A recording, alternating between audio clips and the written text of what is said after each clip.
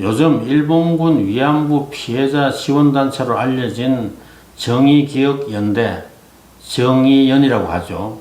그리고 이번 총선에서 더불어시민당 비례대표로 당선된 윤미향 전 정의연 이사장의 위선과 적폐가 세간에 화제가 되고 있는데 저도 할 말이 좀 있습니다.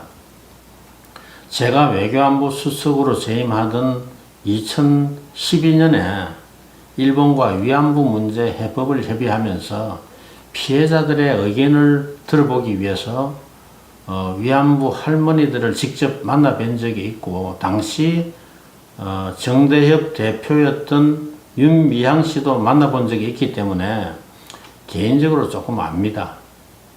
이용수 할머니가 지난 8일 터뜨린 폭탄의 위력은 정말 메가톤급입니다. 한 방에 정대협 정의연과 윤미향의 민낯, 그 실체가 만천하에 드러나고 악취가 천지를 진동합니다. 이용수 할머니는 정의연과 윤미향을 향해서 무시무시한 말을 했죠. 30년간 속을 만큼 속았고 이용당할 만큼 당했다고 했습니다. 일본 대사관 앞에서 매주 수요일 열리는 집회에 대해서도 정오와 상처만 가르친다. 성금도 피해자들에게 쓴 적이 없고 어디다 서 있는지도 모른다고 했습니다. 이게 알만한 사람들은 다 아는 엄청난 비밀이지만은 언론이나 정부 당국자는 다 알고 있어도 보도하거나 언급하는 것 자체가 금기시되어 온 그런 성역이었습니다. 위안부 피해자 마케팅으로 그간 정치적 흥행을 누려왔고, 또 법 위에 군림하는 이런 사람들 잘못 건드렸다가 토착 외구로 몰리면 그 후환을 아무도 감당 못합니다. 공직자는 정의연에 찍히면 신세 망칩니다. 친일의 프레임에 걸리면 우리 사회에서 살아남기 어렵습니다. 그래서 이런 불편한 진실은 피해 당사자인 위안부 할머니들 밖에 입 밖에 낼 수가 없습니다. 이용수 할머니가 보여준 용기를 정말 높이 평가해야 할 이유는 우리 사회의 성역 하나를 허물었기 때문입니다. 금기와 성역이 많을수록 병든 사회입니다. 아무도 감히 할 수 없는 큰 일을 이용수 할머니가 하신 겁니다.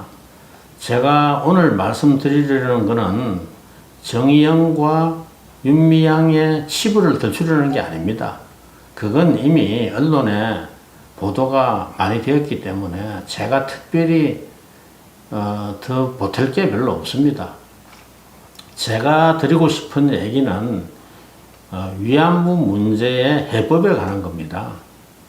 제가 어쩌다가 위안부 문제에 관여하게 됐는지에 대해서 궁금해 하실 분들을 위해서 간략히 그 배경과 함께 제가 추진했던 해법부터 말씀을 좀 드리겠습니다.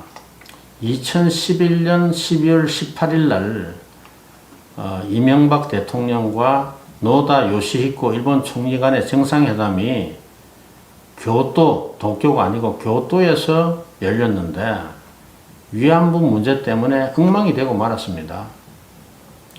정상회담의 주 의제로 위안부 문제가 다뤄진 건 아마 그때가 처음이 아니었을까 싶습니다.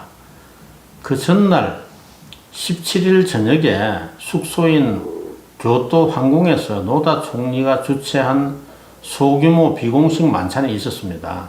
양측에서 정상회의에 한 2명씩만 들어간 그런 조그마한 만찬이었습니다.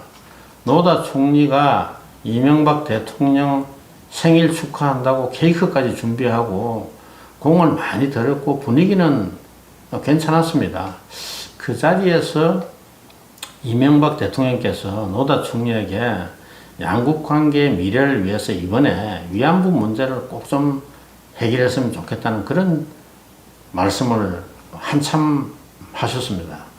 그 정도 했으면 노다 총리가 알아들었겠지 하고 그 다음날 공식 정상회담에 나갔는데 노다 총리가 위안부 문제를 어떻게 해결하겠다는 그런 구체적인 해법은 이야기하지 않고 다른 소리만 하는 것을 보고 이명박 대통령께서 더 이상 참지 못하고 그 자리에서 노다 총리를 완전히 박살을 내고 정상회담은 더 할 필요가 없다고 하면서 자리를 박차고 나와 버리신 겁니다. 그게 그 이후 한일 관계가 내리막을 긋게 된 출발점이었죠. 그 이후에 외교 채널을 통해서 위안부 문제 해법을 논의하던 중에 2012년 봄에 일본 측에서 이 문제 해결에 각별한 열정을 갖고 있던 사이토 관방부장관이 노다 총리의 특사 자격으로 일본이 구상하는 해법을 갖고 저를 찾아왔습니다. 이명박 대통령을 직접 찾아뵙고 설명을 드리겠다고 하길래 제가 먼저 들어보고 대통령께 직접 설명드릴 만한 내용인지 그걸 한번 판단해 보겠다고 했는데 결국 대통령 예방은 못하고 돌아갔습니다. 사이토 관방부장관이 가져온 해법의 핵심은 일본이 국가 예산으로 위안부 피해자를 지원한다는 그런 점에서는 3년 후에 박근혜 정부에서 타결한 합의와 다를 바가 없습니다. 다만 지불 방법에서는 화해 치유재단 같은 그런 재단을 만들어서 기금을 출연하는 게 아니라 주한 일본 대사가 위안부 할머니를 한 분 한 분 찾아뵙고 일본 총리 대신에 사과 친서와 일본 정부의 보상금을 직접 전달한다는 그런 아이디어였습니다. 이게 사실은 사이토 안이라는 건데 무슨 일인지 국내 언론에서는 사사의 안으로 잘못 알려져 있습니다. 사이토 관방부장관이 이 안을 만들 때 사사의 외무성 사무차관과는 상의를 했다고 합니다. 저는 이제 사이토의 구상을 듣고 그대로는 수용할 수가 없지만은 보완을 좀 하면 협상의 기초로 삼을 수 있다는 그런 생각이 들었습니다. 그래서 제가 그 자리에서 대응한 취지를 요약하면 대충 이렇습니다. 우리에게는 보상 금액보다 그 돈의 출처가 국가 예산이라는 점이 중요하다. 우리가 원하는 게 금전적 보상이 아니라 일본이 국가 책임을 인정하는 건데 일본이 적극적으로 국가 책임을 인정하지 못하겠다면 국가 예산으로 보상금을 지불한다는 사실을 우리 정부는 일본이 국가 책임을 인정한 걸로 해석을 하고 국민들에게 그렇게 설명할 수 있다면 이 문제 해결에 도움이 좀 되겠다. 그런데 우리 정부가 일본이 국가 책임을 인정한 걸로 국민들에게 이미 설명을 했는데 그 이후에 일본 측에서 그게 아니다. 국가 책임을 인정한 게 아니라는 그런 소리를 하면 이 문제는 다시 원점으로 돌아간다.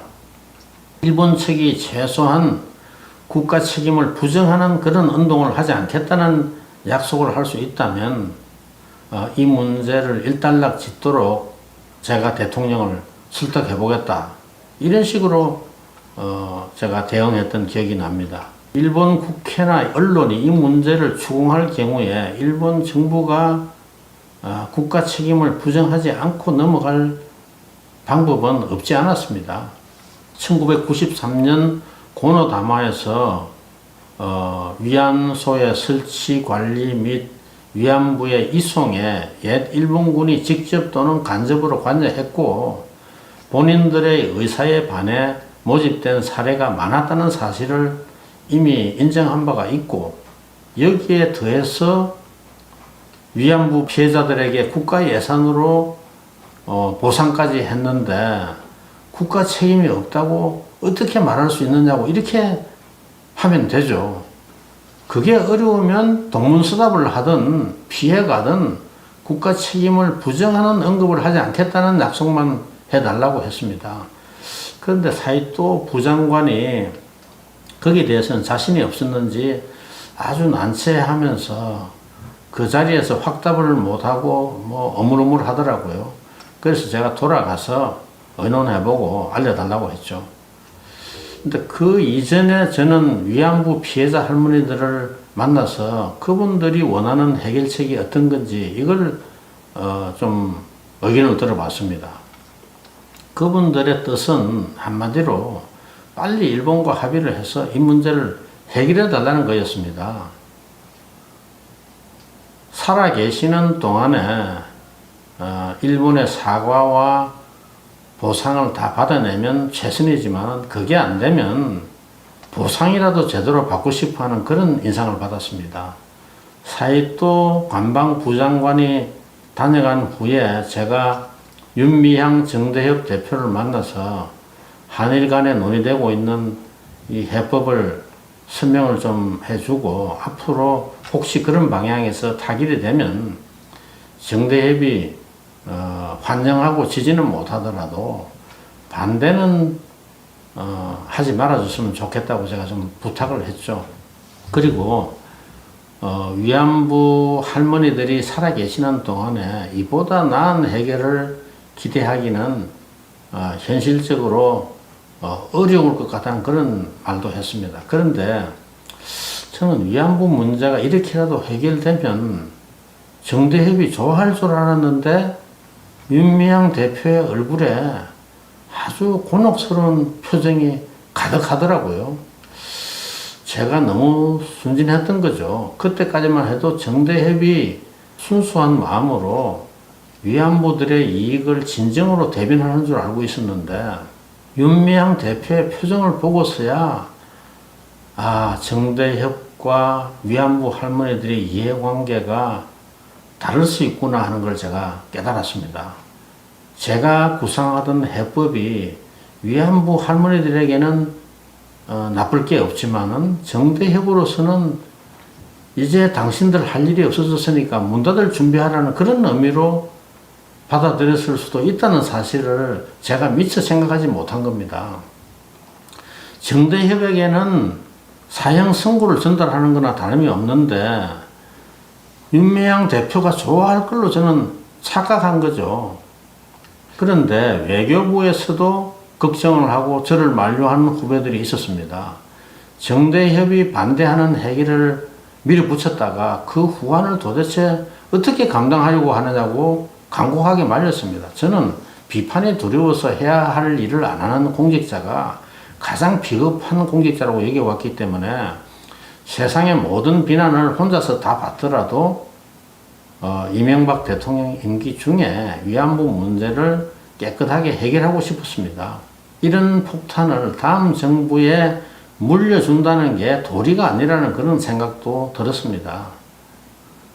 한일 관계가 이 때문에 이미 큰 상처를 입었지만은 다음 정부를 누가 맡든 한일 관계를 리셋할 수 있는 그런 여건을 만들어주는 게 도리라는 그런 생각을 했습니다. 저는 수석에서 퇴임하면 더 이상 공직을 맡을 생각이 전혀 없었기 때문에 국익을 위해서라면 욕먹을 일을 하는데 몸을 사릴 필요가 없었습니다. 그래서 외교부 후배들에게 제가 뭐라고 했냐 하면 내가 추진하는 해법이 앞으로 문제가 되면 외교부는 결사적으로 반대했는데 청와대에서 외교안보 수석이 외교부 건의를 묵살하고 독단적으로 결정한 일이라고 그렇게 언론에다가 설명하라고 요령까지 제가 가르쳐 줬습니다.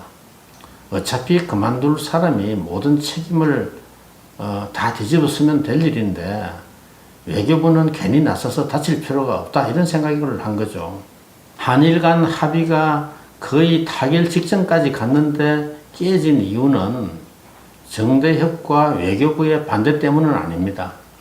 일본 측이 국가 책임을 부정하는 언급을 하지 않겠다는 약속을 할 수가 없다고 해서 깨진 겁니다. 사실 민주당 노다 내각은 총선을 앞두고 이미 운명이 기울어져 가고 있었고 국내 정치적 리스크가 있는 그런 결정을 할 능력이 없었습니다. 2015년 말 한일 위안부 합의가 문제되는 가장 큰 이유는 제가 보기에는 일본으로부터 국가 책임을 부정하는 언급을 하지 않겠다는 약속을 받아내지 못한 데 있습니다.